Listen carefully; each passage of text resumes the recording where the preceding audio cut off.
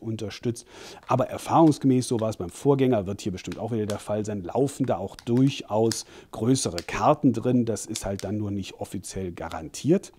8 GB sind intern wieder verbaut, von denen dann netto wahrscheinlich wieder so 4 GB frei sein werden. Das ist, naja, das kennen wir ja, das Spiel. Und wie man gesehen hat, der Akku ist auch wieder fest verbaut. Positiv ist mir aufgefallen, wir haben jetzt hier Stereo-Frontlautsprecher, also da dürfte ordentlich Rums da drauf sein, also dass man jetzt wirklich auch ein gutes Stereo-Erlebnis vorne hat und einen guten Sound.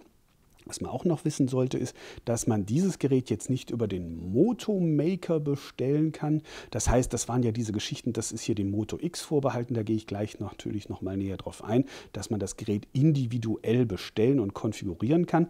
Stattdessen wird hier beim Moto G, wird wieder hier auf diese verschiedenen Hüllen gesetzt. Da kann man dann auch nachträglich sich halt was bestellen, was anderes hier hinten drauf knallen und soll verfügbar sein, im Prinzip ab sofort, wie gesagt, 199 €. Dann kommen wir zum Moto X. Das ist ja sozusagen das Flaggschiff und so sieht es auch aus, wie ich finde. Und das sind jetzt Sachen aus Echtholz beispielsweise. Aber man sieht hier tatsächlich eine Maserung. Das ist jetzt nicht nur irgendwie so ein Plastikfurnier, was so aussieht. Oder das hier beispielsweise auch echtes Leder. Also man riecht es förmlich. Also das ist tatsächlich jetzt eine ganz andere Variante. Hier haben wir drüben noch ein paar Sachen, die so auch aus dem Moto Maker sein könnten. Also wo ich wirklich jetzt die einzelnen Elemente und den Rahmen und die Rückseite alles konfigurieren kann. Sind dann ein bisschen andere Preise. Also im freien Handel wird das Moto X 499 € kosten, im Moto Maker, also mit der individuellen Konfigurierung, 529 € mit 16 GB internem Speicher. Nur im Moto Maker wird es geben die 32 GB Version, die kostet dann 579 €. Ja, und bevor ich es einschalte, können wir hier auch gleich schon mal die erste Funktionalität noch mal zeigen, denn wir haben jetzt hier 4 Sensoren, also da gibt es alle möglichen Gestensteuerungen, Wischgesten, was weiß ich, kann ich jetzt hier alles nicht zeigen, das sehen wir uns dann näher an, wenn wir das Gerät auf dem Tisch liegen haben, das Finale, dann können wir uns tatsächlich das da auch mal näher noch anschauen von der Steuerung her.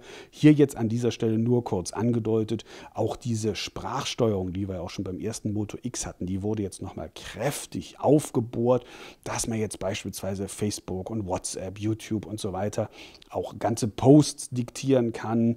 Das Gerät soll beispielsweise auch unterscheiden können, ob es im Auto ist, ob es im eigenen Auto ist, in einem anderen Auto ist. Also das lernt permanent und weiß dann dementsprechend, was es wie wo anzeigen, signalisieren soll, ob es gleich was vorlesen soll und so weiter.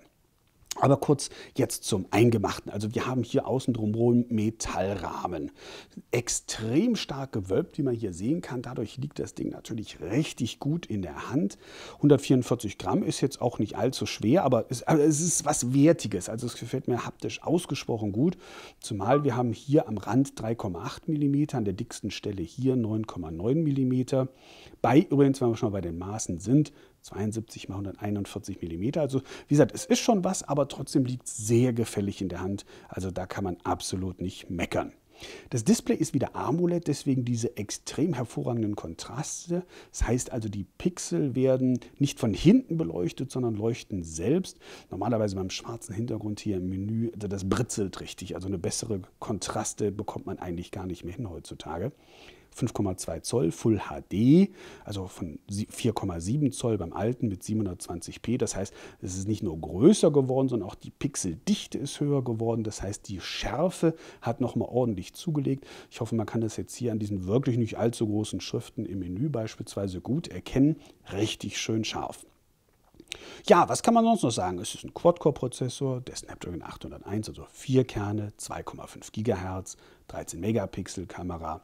Video ist jetzt übrigens auch in 4K, heißt in vierfachem Full HD. Und also das hier ist nur das Logo, da ist keine Funktionalität hinter, aber hier hinter diesem Ring, ich hoffe, man kann das so einigermaßen hier erkennen im Video, da sitzen links und rechts 2 weiße LEDs. Aber diese Konstruktion gewährleistet, dass sich das Licht so halbwegs gleichmäßig da verteilt, so ein bisschen ringförmig um die Linse rum, also eine gleichmäßigere Ausleuchtung ermöglicht, also beispielsweise bei Gesichtern oder sowas kann ich mir das gut vorstellen. Das müssen wir natürlich uns im Test alles nochmal näher ansehen, aber im Ansatz bestimmt eine feine Sache. Es ist, das kann man sich allerdings bei dieser Bauweise hier denken, da kommt man jetzt nicht ran, den Akkudeckel kann man nicht abnehmen, Akku ist also wieder fest eingebaut, übrigens 2300 mAh an der Stelle. Ja, und was die Ausstattung betrifft, kann man absolut nicht meckern, da kann man sagen, alles, also LTE, Dual-Cell HSPA und so weiter. Soll ab Anfang Oktober verfügbar sein, auch in Deutschland. Wie gesagt, ab 499 €. Und wie man gesehen hat, auch das vielleicht nochmal kurz als Besonderheit, es ist wirklich das native Android, also unverändert, so wie es kommt, also als ob man ein Nexus-Gerät mehr oder weniger hätte. Und da sollen auch weiterhin die Updates entsprechend zügig kommen, wie das bisher der Fall war. Sprich, auch die nächste Android-Version L oder wie sie auch immer heißen mag, wird auch hier auf dieses Gerät draufkommen. Momentan ist es KitKat, also 4.4, die aktuellste Version. So, und jetzt kommen wir noch zu meinem kleinen Liebling hier drüben. Das finde ich ja wirklich schick, dass man das auch jetzt endlich mal zeigen kann. Bisher hatten wir es ja nur auf Fotos gesehen. Das ist die Moto 360. Hier hinten übrigens die Ladestation, also da kommt das dann irgendwie nachts so auf den Schreibtisch. Da wird es geladen und zeigt dann auch dezent gleich die Uhrzeit mit an. Ja, und das Besondere ist halt im Gegensatz zu anderen Smartwatches bisher, dass es halt wirklich aussieht wie eine echte Uhr. Jetzt mag man denken, oh hoppla, das ist ja ein richtiger Brummer hier mit 11 mm. Habe ich zunächst auch gedacht, muss ich zugeben. Aber wenn ich daneben jetzt mal meine Uhr, achtet jetzt einfach mal nicht auf die Marke oder sonst was, daneben lege, ich hoffe, man kann das so einigermaßen erkennen. Also meine ist tatsächlich noch ein Hauch dicker. Von daher, es ist also wirklich ein ganz normales Uhrenmaß heutzutage, muss man wirklich sagen, zumindest bei den Herren. Von daher ist das sozusagen die erste, die man auch wirklich als ganz normale Uhr tragen kann, ohne dass es jetzt auffallen würde. Android Wear, das heißt, es ist gekoppelt mit entsprechenden Smartphones. Ich kann jetzt hier nicht alles demonstrieren, deswegen nur mal ganz kurz so einen Überblick, dass man hier beispielsweise selbstverständlich auch verschiedene Designs wechseln kann. Nehmen wir das jetzt mal. Hier unten übrigens, warum das so schwarz bleibt, da verbergen sich Sensoren hinter, beispielsweise Lichtsensor, der halt die Displayhelligkeit entsprechend anpasst. Und hier mit diesen Karten, das ist letztlich das, was man von Google Now her kennt, dass man hier so durchscrollen kann durch die Karten. Manchmal verbergen sich dann noch weitere Details. Hier beim Wetter beispielsweise, da genau. Also da kann man durchscrollen, ist halt Touchscreen, nicht AMOLED übrigens, sondern ich sage mal normales LCD. Trotzdem sind die Kontraste einfach eine Wucht. Also ich hoffe, man kann das auch hier im Video so erkennen. Ich weiß nicht, was da jetzt so ist. Es heißt halt mit Hintergrundbeleuchtung. Trotzdem so ein super brillantes LCD habe ich wirklich noch nicht gesehen. 1,5 Zoll übrigens, 320 x 290 Pixel, relativ hohe Auflösung, 205 ppi, also wie man sieht auch sehr angenehm scharf.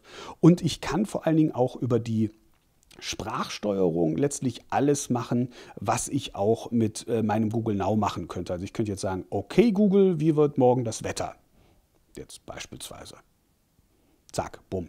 Also wie gesagt, alles, was ihr kennt von Google Now, kann man hier auch über die Sprachsteuerung machen. Theoretisch sogar bis hin zum Diktieren von ganzen SMS. Ich weiß nicht, ob ich das jetzt in der Öffentlichkeit machen würde, aber man könnte. So, auch das gute Stück soll bereits ab Anfang Oktober, sprich ab 6. Oktober verfügbar sein. Unverbindliche Preisempfehlung, 249 €. So, und damit kommt das jetzt wieder hier auf den Nachttisch, ab in die Wiege. Das also als erster Eindruck der Motorola-Neuheiten hier von der IFA in Berlin. Verivox.de, da sparen Sie mit Sicherheit.